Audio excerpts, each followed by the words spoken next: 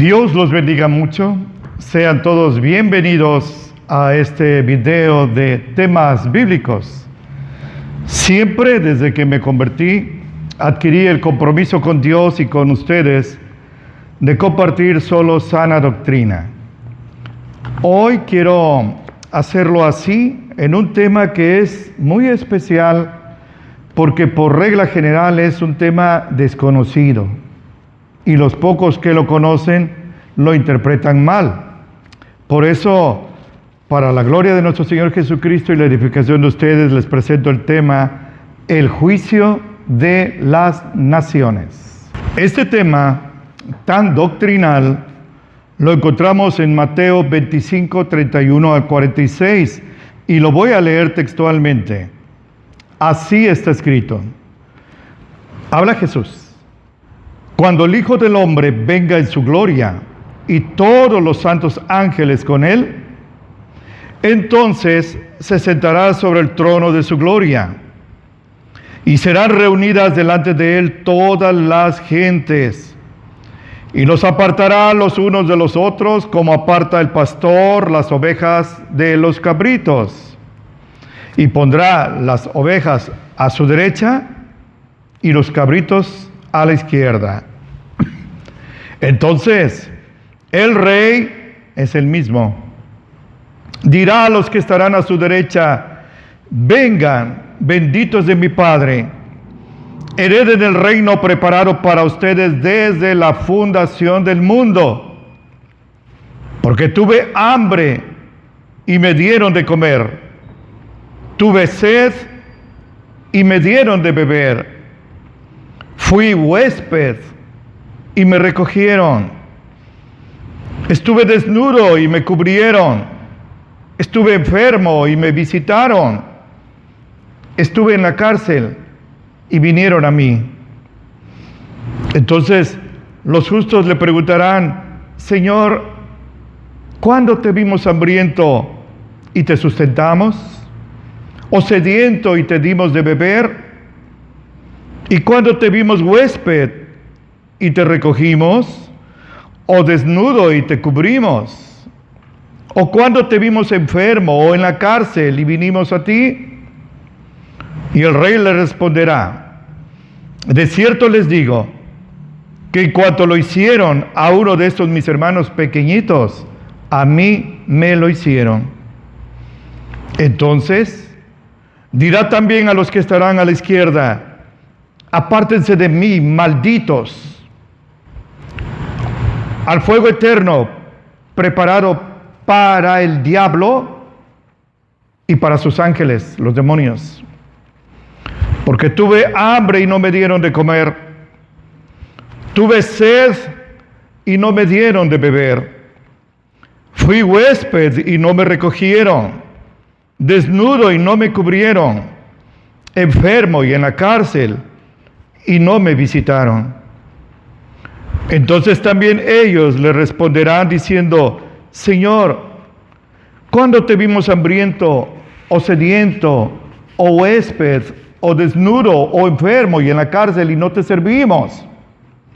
Y entonces el rey responderá y les dirá: de cierto les digo que en cuanto no lo hicieron a uno de estos pequeñitos, ni a mí me lo hicieron. Y escúcheme: e irán estos al tormento eterno y los justos a la vida eterna. Gloria a Dios. Mi hermano y hermana, ubiquémonos en el tiempo y en el espacio. Este evento tan impresionante tendrá lugar recién terminada la batalla de Armagedón. Se inicia el milenio de paz. Ahora vamos a ubicarlo en el tiempo. Y en el espacio va a ser aquí en el planeta Tierra. La salvación, y yo quiero sentar estos dos puntos fundamentales. La salvación, recuérdelo usted, no es por obras, sino por fe en nuestro Señor Jesucristo. El texto de oro es Efesios 2, 8, 9, donde así está escrito: por gracia son salvos por medio de la fe. Y esto no es de ustedes porque es un regalo de Dios, no por obras para que nadie se gloríe, para que nadie se jacte que se ganó su salvación por portarse bien. Esto es lo que ha creado confusión. Muchos dicen, bueno, entonces la salvación depende de que yo le dé de comer al hambriento, de beber al sediento, de que le dé ropa al desnudo, visite en la cárcel a los prisioneros. Esas son obras. Nunca, nadie, jamás, ni uno, desde Adán y Eva hasta el último ser que viva, se salvará por sus obras. Los que vivieron antes de la ley, desde Adán hasta Moisés, los que vivieron durante la ley, desde Moisés hasta la muerte de nuestro Señor Jesucristo, los que vivimos desde la gracia, desde la muerte y resurrección de Jesús hasta el día del rapto, y los que vivan durante la gran tribulación, se salvarán de una sola manera, la misma, la única, la fe en nuestro Señor Jesucristo. Entonces esto ya nos da una luz, nos ilumina este panorama. No quiere decir que se salvaron por ayudar al prójimo. No, por eso nadie se salva. Y lo que le digo en segundo lugar, y que le quede claro, es que esto va a suceder al final de la gran tribulación, terminando con Armagedón, se inicia el milenio de paz, y en el capítulo 20 de Apocalipsis, en el versículo 4, ahí aparece este juicio de las naciones. No de las naciones como países, sino de las personas que viven en las naciones. Y así está escrito, 24 de Apocalipsis. Juan dice así: yo vi tronos, y se sentaron sobre ellos, y les fue dado hacer juicio. Y vi las almas de los degollados por el testimonio de Jesús y por la palabra de Dios, y que no habían adorado la bestia, ni a su imagen, y que no recibieron la señal en sus frentes, ni en sus manos, y vivieron y reinaron con Cristo 1000 años. En ese momento se celebra el juicio de las naciones. Esto nos debe quedar muy claro, no es el juicio final o juicio del gran trono blanco, ese es el juicio de las naciones. Ahora, otro punto que le quiero dejar claro: durante la gran tribulación va a haber una predicación abundante del Evangelio. Por más que el anticristo, que es Satanás hecho carne, impida, cierre los templos, queme las Biblias, persiga a los cristianos, va a haber una predicación muy poderosa, muy eficaz durante la gran tribulación. Aunque el Espíritu Santo fue levantado con la iglesia, que era el obstáculo para que el anticristo se manifestara, según 2 Tesalonicenses 2, 1 al 9, el Espíritu Santo es omnipresente, seguirá actuando aquí y va a usar 3 personas. Le voy a compartir. En Apocalipsis 7 aparecen 144,000 judíos sellados con el Espíritu Santo. Estos son exclusivamente judíos. Leo textualmente 7, 1 al 8. Así está escrito: después de estas cosas, vi 4 ángeles que estaban sobre los 4 ángulos de la tierra, deteniendo los 4 vientos de la tierra para que no soplara viento sobre la tierra, ni sobre el mar, ni sobre ningún árbol. ¿Se imagina? Y vi otro ángel que subía del nacimiento del sol, el oriente, teniendo el sello del Dios vivo, y clamó con gran voz a los 4 ángeles a los cuales era dado hacer daño a la tierra y al mar. Y les dijo: no hagan daño a la tierra, ni al mar, ni a los árboles, hasta que señalemos a los siervos de nuestro Dios en sus frentes.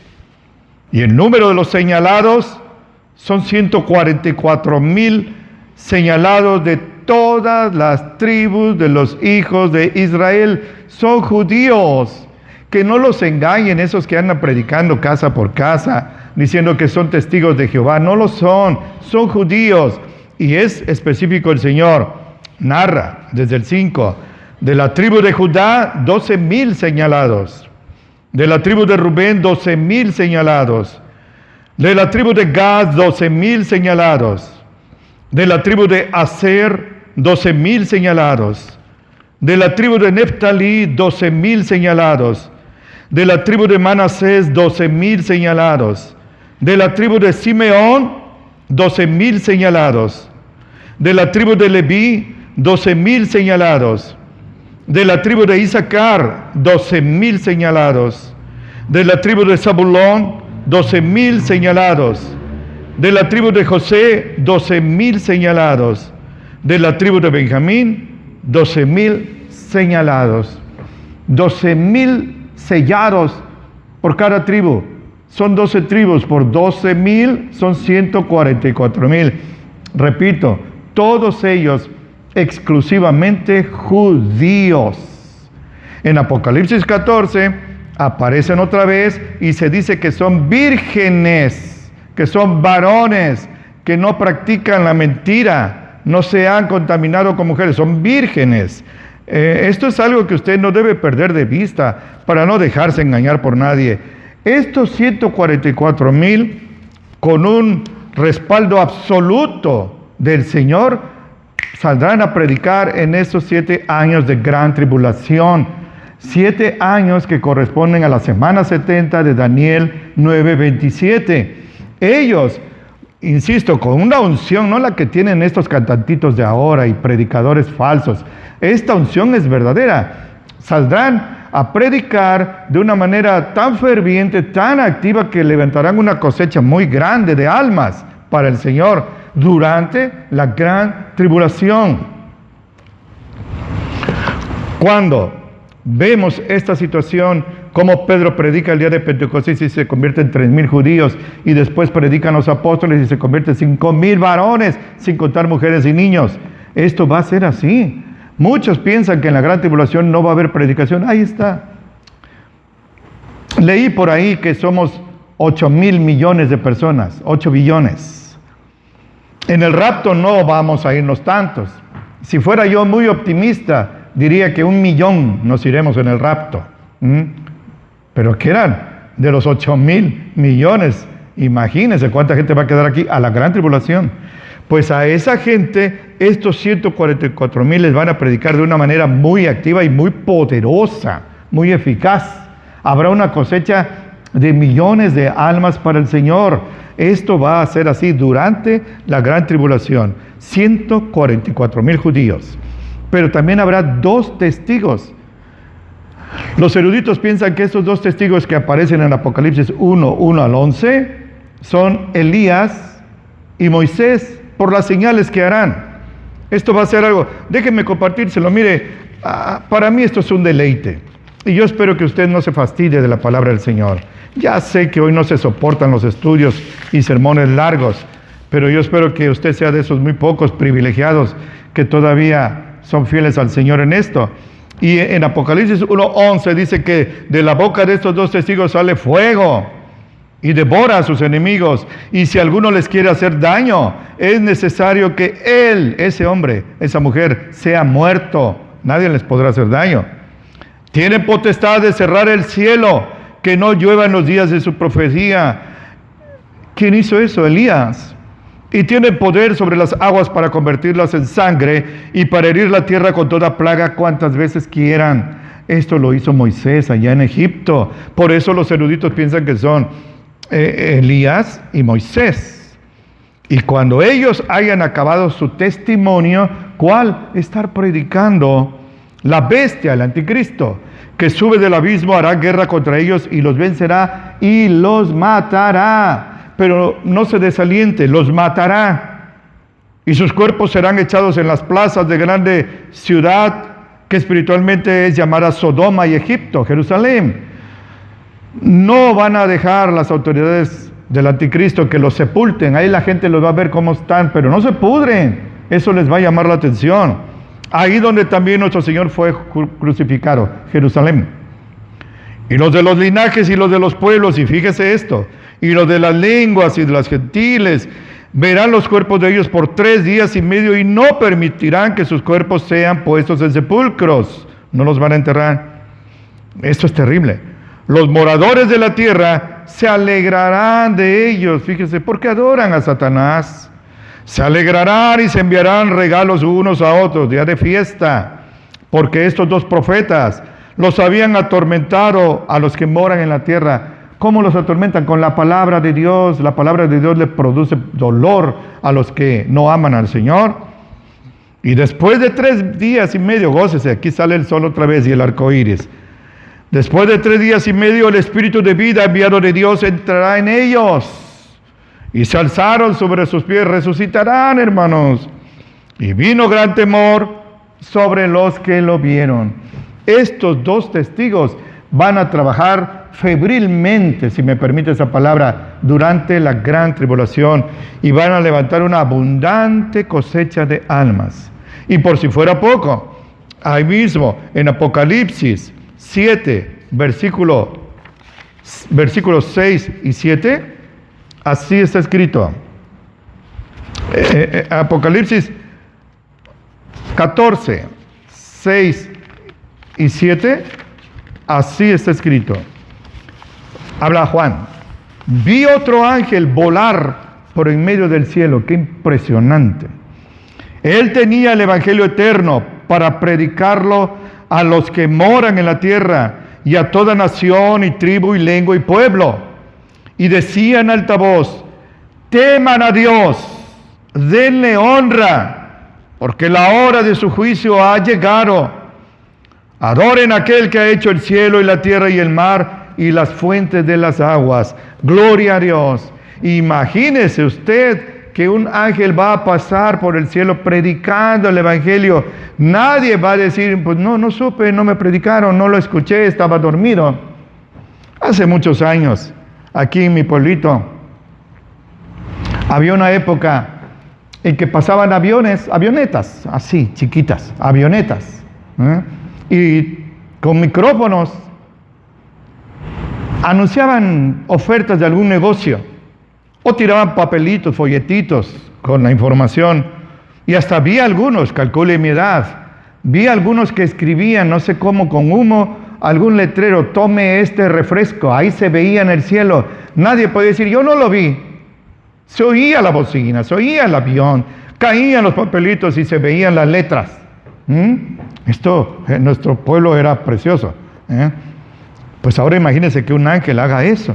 Eso va a pasar en la gran tribulación, y va a haber, repito, una cosecha de millones de almas, más todo aquel que acepta a Jesucristo. Aquí no va a haber neutralidad, término medio. Todo aquel que acepte a Jesucristo es porque rechazó adorar a Satanás, que es la bestia o anticristo, y ser sellado en sus frentes y en sus manos derechas con el 666. Pues sobre ellos vendrá una persecución a muerte. No habrá libertad de cultos ni derechos humanos que valgan. Ellos van a ser perseguidos a muerte, irán de una ciudad a otra, de una nación a otra, comiendo hierbas ahí en el monte, en las cuevas se van a esconder, y en alguna ciudad donde lleguen, fíjese usted, cualquier pueblo donde lleguen, no van a poder decir, dennos la bienvenida porque somos cristianos. Están perseguidos a muerte.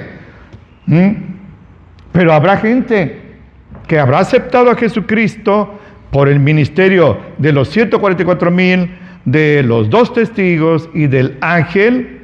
Habrán aceptado al Señor, estarán convertidos, pero en ese momento en sus ciudades hay cierta seguridad, tienen sus casas, sus trabajos, comida, y a esos hermanos cristianos que vienen escondiéndose de la persecución del anticristo, les van a dar hospedaje, a sabiendas de que la vida les va en juego si los descubren.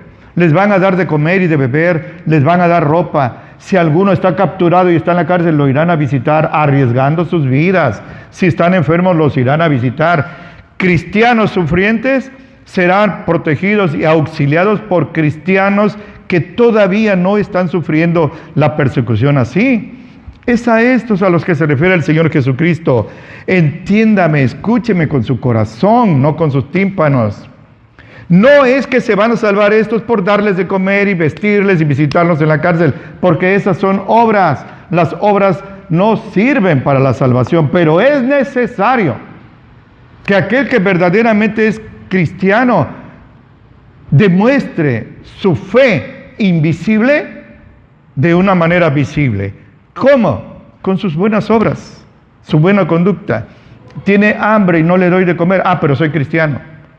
No tiene ropa y se está muriendo de frío, pero no le doy abrigo, pero soy cristiano. No, Juan en Mateo 3, versículo 8, dijo, hagan frutos dignos de arrepentimiento.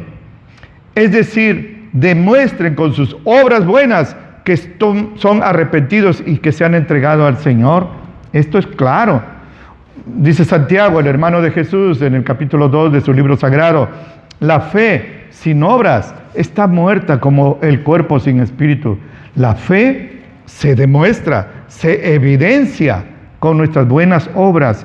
No delante de Dios, porque Dios todo lo sabe. No delante de la gente. El Señor nos ha mandado para que nuestra luz resplandezca e ilumine a los que viven en tinieblas y la gente vea nuestras buenas obras y lo glorifiquen a Él, porque nosotros, por gracia divina, absolutamente inmerecida, somos la luz del mundo.